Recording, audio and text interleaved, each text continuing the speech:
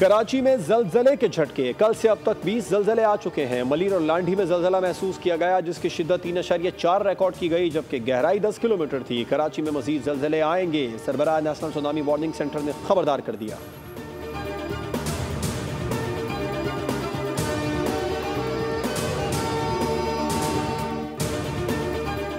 कराची के इलाके डिफेंस इत्तेहाद कमर्शियल में शहरी पर तशद्दुद का वाक़या। अदालत ने नौजवान पर तशद्दुद में मुलव्वस मुल्ज़िम सलमान फारूकी को 2 मुल्ज़िमान समेत जिस्मानी रिमांड पर पुलिस के हवाले कर दिया।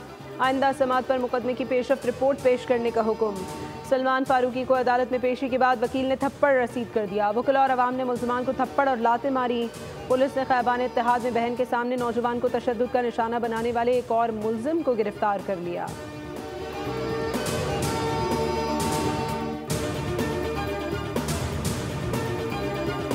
तशद्दुद का शिकार मुतासिरा लड़का सुधीर मंजर आम पर आ गया। फैमिली के हमरा DIG साउथ से मुलाकात में रूदात बयान की। कहा, ख़याबान इत्तेहाद में दोनों बहनों को लेने जा रहा था, गाड़ी से टक्कर हुई और गाड़ी में सवार शख्स ने तशद्दुद शुरू कर दिया। मैं मुआफ़ी मांगता रहा मगर वो मारते रहे। करीब मौजूद शख्स ने असलहे के जोर पर गाड़ी में बिठाया। असलहा बरदार शख्स भी शदीद तशद्दुद का निशाना बनाता रहा। मेरी बहनें मुआफ़ी मांगती रहीं लेकिन उन्होंने एक न सुनी। DIG साउथ की जानिब से मुतासिरा फैमिली को रिवायती सिंधी अजरक और टोपी का तोहफा पेश किया गया।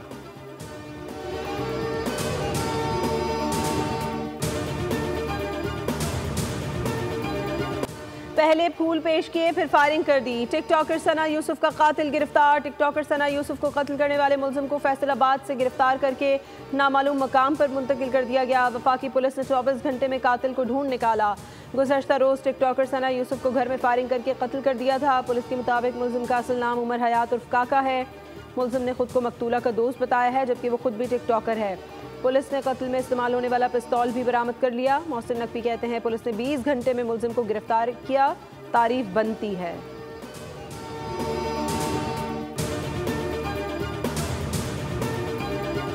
DIG इस्लामाबाद जवाद तारिक ने इंकशाफ किया है कि कातिल सोशल मीडिया के जरिए सना यूसुफ से राबिते में था और कुछ दिन कबल उनकी सालगिरह पर इस्लामाबाद आया था। उसने मुलाकात की कोशिश की लेकिन सना यूसुफ ने इनकार कर दिया, जिससे कातिल ने अपनी अना का मसला बना लिया।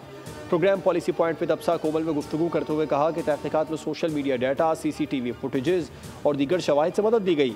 कातिल की रिहाइश फैसलाबाद में होने का सुराग मिला तो टीम फौरी वहां रवाना की गई।